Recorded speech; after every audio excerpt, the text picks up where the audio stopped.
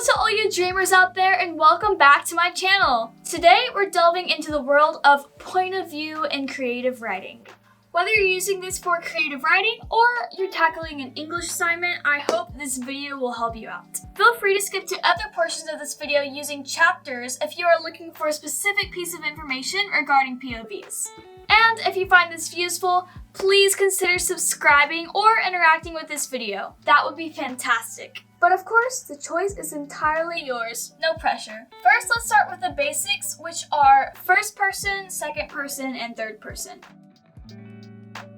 First person involves a narrator which uses the pronouns I, me, mine, or our. It's simple and relatable, mirroring our daily conversations. Despite not being the norm in creative writing, and especially not in English assignments, it offers a direct connection from the readers to the characters. It's a pretty simple point of view considering that you can still use third person when talking about other people in the story. Now, second person is a rare choice, addressing the reader directly with pronouns such as you or yours. It's definitely tricky in creative writing, but it's not impossible. If you're up for the challenge, I say go for it. This point of view is mostly used in books like choose your own adventure books or video games and other things like that. Please, I beg of you, don't use second person in formal writing assessments. I do not want to be killed by our teacher today, and neither should you. Third person, which is the most common, uses pronouns like he, she, or character names. It offers a more external perspective, but don't forget that you can still use first person pronouns when you're talking about dialogue that a character is saying or something that they're thinking in their head.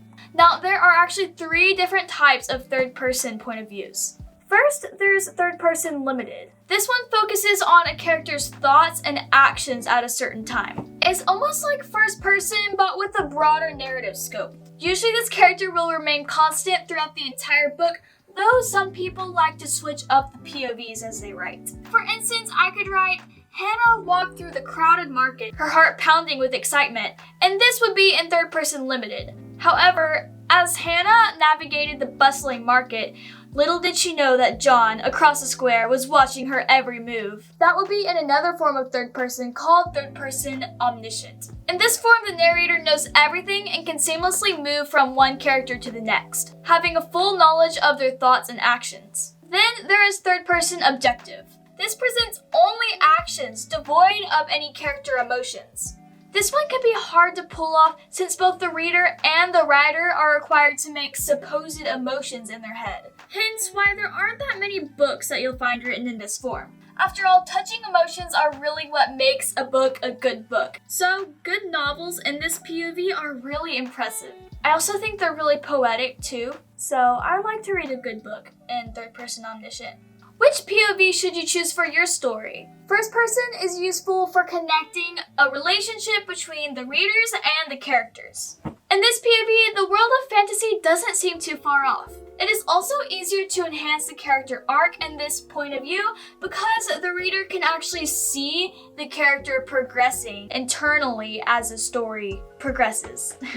Third person limited is a lot like first person in that it can connect the reader and the characters together. But if you plan on switching POVs or anything like that, I would recommend using third person limited.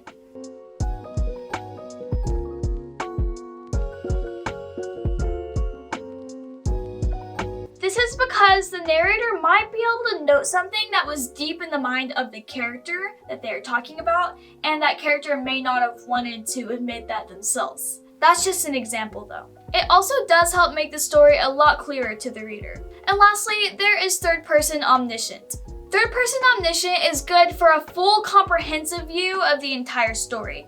It is perfect for noting the small details. I think this one would go very well in a mystery novel. And lastly, there is third person objective. Like I said, this one is more poetic than the last ones, so I think it would be really good for poetic types of novels. If you can't decide which POV is the one for you, I find it helpful to experiment with them by rewriting a paragraph in each of the different POVs to find what feels immersive. Remember, there's no bad POV, it's all just about what captivates your audience. Keep in mind that whichever point of view you choose and whichever character you decide to highlight should never change throughout the entire story.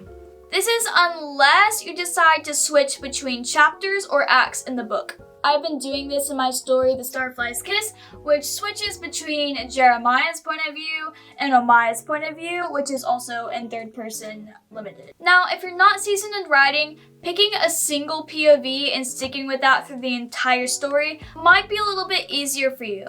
But hey, you're always open to pushing your limits. Venturing into dual or even more types of POVs can be liberating for both the reader and the writer. Personally, in The Starfly's Kiss, I have enjoyed this way more than just sticking with one POV, but it was really good to just get that practice. So there you go, all you need to know about first, second, and third person POVs in writing.